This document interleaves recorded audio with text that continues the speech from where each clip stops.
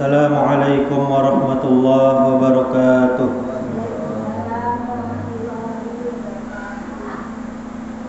Alhamdulillahirabbil alamin.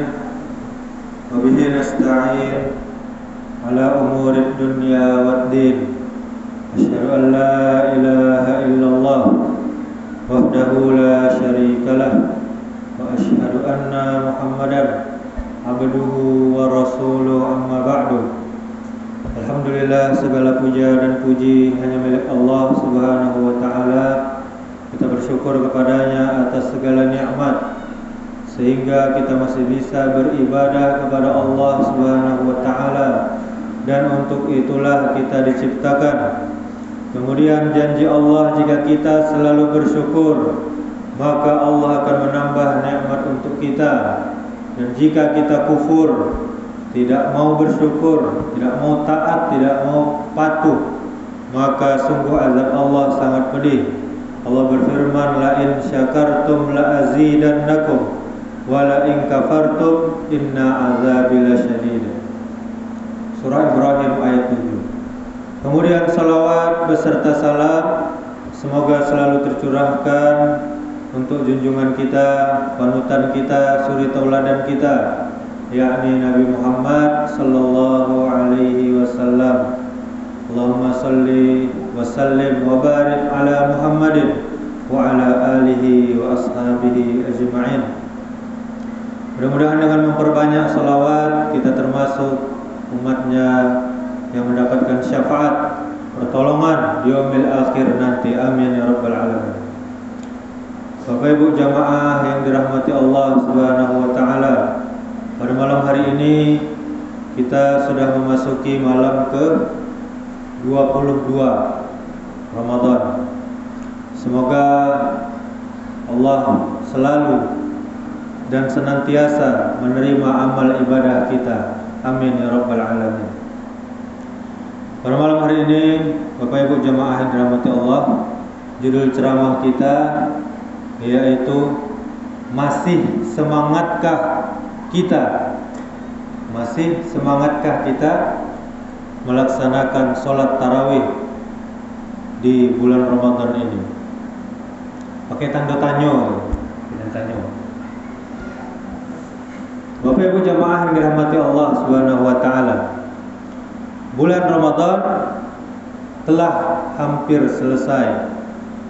Tapi kalau kita perhatikan fenomena yang ada di masyarakat kita, terutama ibadah sholat tarawih yang dilakukan masyarakat di masjid-masjid, di musola-musola, di surau-surau, hampir mengalami penurunan. Bahkan Bapak Ibu, di kampung Abu di Sungai Lipau ada yang malah bubar ada lah. Tidak ada kegiatan sholat tarawihnya. Lah bubar, ada yang ke Masjid Sinan, ada yang di rumah, macam-macam. Alhamdulillah gitu risiko masih bertahan. Alhamdulillah. Di awal Ramadan kemarin yang terlihat masih banyak, sekarang jauh drastis berkurang.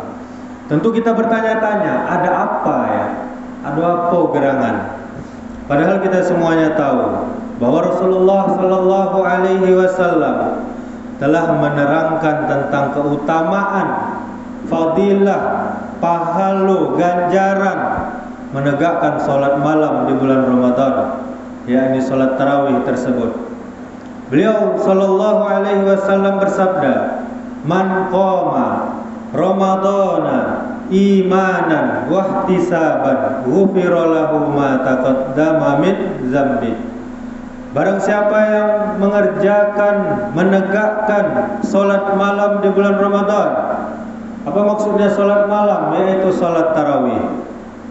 Karena iman dan mengharap ganjaran dari Allah, mengharap pahala dari Allah, niscaya Allah akan mengampuni dosa-dosanya yang telah lalu.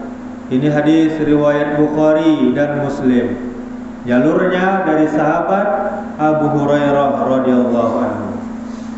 Kemudian di hadis yang lain Nabi kita bersabda, "Man qama ma'a ma'al imami hatta yansarifa kutiba lahu qiyamu lailah. Barang siapa saja tanpa terkecuali, orang kaya, orang miskin, selagi nyawa Islam, beriman kepada Allah, beriman kepada rukun iman yang 6, dia qiyamul lail. Qiyamul lail itu salat malam bersama imam sampai selesai, maka ditulis untuknya pahala salat 1 malam penuh. 1 malam penuh itu berapa jam Pak? Mulai dari kini tadi maghrib sampai subuh terhitung salat tarawih. Itulah keutamaan salat berjamaah, salat tarawih berjamaah bersama imam. Hadisnya riwayat Ahmad, Abu Daud, Tirmizi, Ibnu Majah, An-Nasai. Banyak ulama-ulama yang meriwayatkan hadis ko. Tandanya hadis ko adalah sahih, hadis ko kuat. Kemudian hal tersebut menunjukkan besarnya keutamaan, besarnya pahala salat tarawih tersebut. Kemudian kita perhatikan para salafus soleh, orang-orang terdahulu yang soleh. Siapa itu? Generasi di masa para sahabat Nabi, kemudian setelahnya para tabi'in, kemudian setelahnya tabi'ut tabi'in. Mereka itu adalah generasi yang paling baik, generasi emas, generasi terbaik dalam segala hal, termasuk dalam mengamalkan salat tarawih ini.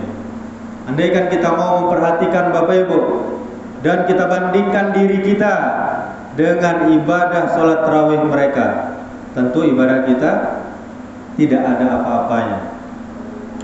Kita perhatikan riwayat-riwayat yang menjelaskan tentang keadaan ibadah mereka, dan semoga hal ini bisa menambah semangat kita, memotivasi kita untuk lebih baik lagi. Di antaranya As-Sa'ib bin Yazid, beliau pernah berkata, Khalifah Umar bin Khattab radhiyallahu anhu pernah memerintahkan Ubay bin Ka'ab dan Tamim Ad-Dari radhiyallahu anhuma untuk mengimami kaum muslimin pada salat malam di bulan Ramadan, yaitu salat tarawih. Ketika itu imam membaca Al-Quran sampai 200 ayat Pak Ibu.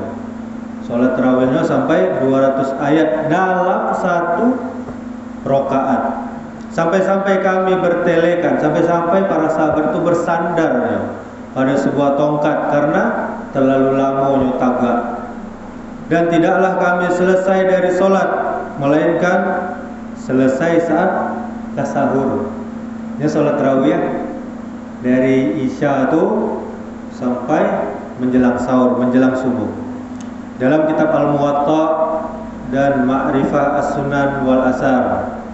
Kemudian Abdullah bin Abi Bakar juga pernah berkata, aku mendengar ayahku mengatakan, kami dahulu begitu selesai dari melaksanakan sholat tarawih di bulan Ramadan, maka para pelayan pun segera mempersiapkan makan sahur karena khawatir akan masuk waktu subuh. Ini lagi-lagi juga sholat tarawihnya sampai menjelang waktu sahur. Dalam kitab Syu'batul Iman. Kemudian Nafi' bin Umar bin Abdullah juga pernah berkata, aku mendengar Ibnu Abi Mulaikah mengatakan, dahulu aku pernah mengimami manusia pada bulan Ramadan, maka aku pun membaca surah Fatir dan yang semisalnya pada satu rakaat saja. Itu panjang ayatnya Bapak Ibu. Tidak ada berita yang sampai kepadaku bahwa ada satu orang jamaah merasa keberatan dengan yang demikian. Nah, adanya keberatan loh, ayatnya panjang. Dalam kitab Musannaf Ibni Abi Syaibah. Kemudian Abul Ashhab pernah mengatakan, dahulu Abu Raja, yaitu salah seorang imam dalam salat tarawih, dia pernah mengkhatamkan Al-Quran bersama kami dalam salat malam di bulan Ramadan pada setiap 10 malam.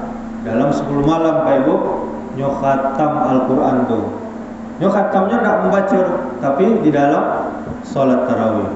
dalam kitab Hilyatul Aulia. Kemudian Imran bin Hudayr, dia mengatakan dahulu Abu Mijlas melaksanakan sholat tarawih di sebuah perkampungan di bulan Ramadan dengan mengkhatamkan Al-Quran pada setiap 7 malam. Nah, lebih capek deh, tadi 10 malam, yang ikut 7 malam khatam Quran di dalam sholat tarawihnya dalam Musannaf Ibni Abi Syaibah. Kemudian yang lain lagi Abdurrahman bin Hurmuz, dia berkata dahulu para imam sholat tarawih biasa membaca surah Al-Baqarah untuk 8 rakaat. Ketika para imam tersebut menjadikan surah Al-Baqarah untuk 12 rakaat, maka manusia pun menilai bahwa para imam telah meringankan untuk mereka. Jadi nyo selesai membaca surah Al-Baqarah, pada ayat surah Al-Baqarah Ibu 286 di dalam 12 rakaat. Itu sekali sholat 12 rakaat selesai. Dalam Musannaf Abdul Razzaq As-Sun'ani. Dan itulah beberapa riwayat yang menjelaskan tentang semangat para salafus soleh dalam melaksanakan sholat tarawih. Dan sebenarnya masih banyak lagi yang lain-lainnya. Lalu kita lihat, kita bandingkan dengan diri kita. Sholat tarawih di zaman sekarang yang di request dengan surat-surat pendek, itu pun masih berkurang jamaahnya. Dan tentu sangat jauh berbeda kita dengan mereka-mereka yang kita sebutkan tadi. Dan tidak ada apa-apanya ibadah kita dibandingkan dengan ibadah mereka. Karena itu Bapak Ibu, mari kita benahi sholat tarawih kita semampu kita, dan bersungguh-sungguhlah kita beribadah di bulan Ramadan ini. Karena kesempatan ibadah di bulan Ramadan seperti sekarang ini belum tentu kita peroleh pada tahun-tahun yang akan datang. Sebagai kesimpulan Bapak Ibu, kita sholat tarawih mendapatkan apa? Yaitu tadi diampuni dosa-dosa kita yang telah lalu. Pahala kita seperti sholat semalam penuh di dalam hadis tadi. Kemudian kita sholat tarawih berjamaah, tentunya pahala kita berlipat ganda. Sebagaimana keutamaan sholat berjamaah di masjid memiliki pahala yang lebih besar, berapa Bapak Ibu? 27 dibandingkan sholat sendiri. Kemudian meningkatkan ketenangan dan kedamaian. Kita dengan sholat tarawih bisa membawa kedamaian, membawa ketenangan di dunia serta pula nanti di akhirat. Kemudian sholat tarawih berjamaah di masjid adalah ajang silaturahmi, dan sholat tarawih berjamaah di masjid dapat menjadi ajang silaturahmi. Karena apa? Kita berkumpul di rumah Allah ini. Kemudian sholat tarawih adalah sholat sunnah. Sholat sunnah adalah melengkapi kekurangan ibadah wajib kita. Kita pastinya ada lalai di dalam ibadah wajib, maka kita sempurnakan dengan ibadah sunnah. Kemudian sholat tarawih meningkatkan kesehatan kita, karena rakaatnya yang banyak, karena mungkin durasinya, dan apalagi kita kerjakan setelah waktu berbuka puasa. Kemudian sholat tarawih memiliki pahala khusus, apalagi kini di akhir-akhir Ramadan, di malam-malam tertentu, karena ini sudah 10 terakhir bulan Ramadan. Mudah-mudahan kita mendapatkan malam Lailatul Qadar. Amin ya rabbal alamin. Sebelum kita tutup, Rasulullah sallallahu alaihi wasallam mengajarkan kita doa setelah salat witir. Setelah salat witir ada zikirnya. Apa itu Bapak Ibu? Kita membaca Subhanal Malikil Quddus, Subhanal Malikil Quddus, Subhanal Malikil Quddus 3 kali. Kemudian setelah itu kita membaca doa yang diajarkan Nabi sallallahu alaihi wasallam di 10 malam terakhir. Apa itu doanya Bapak Ibu? Allahumma innaka afuwun tuhibbul afwa fa'fu anni. Allahumma innaka afuwun tuhibbul afwa fa'fu anni. Ya Allah, sungguh Engkau Maha Pemaaf, Maha Pemurah. Engkau juga menyukai maaf. Oleh karena itu, maafkanlah aku, ampuni aku, maafkanlah kami. Ya Allah, sungguh Engkau Maha Pemaaf lagi Maha Pemurah. Engkau juga menyukai sifat pemaaf. Oleh karena itu, maafkanlah kami ya Allah. Demikianlah Bapak Ibu, semoga ceramah singkat ini bermanfaat. Kita memohon kepada Allah Subhanahu wa taala agar memberikan taufiknya, hidayahnya kepada kita, agar kita istiqomah, agar kita bersungguh-sungguh dalam beribadah kepada Allah hingga kita kembali kepadanya. Amin ya rabbal alamin. Subhanakallahumma wa bihamdika asyhadu an la ilaha illa anta astaghfiruka wa atubu ilaik. Wassalamualaikum warahmatullahi wabarakatuh.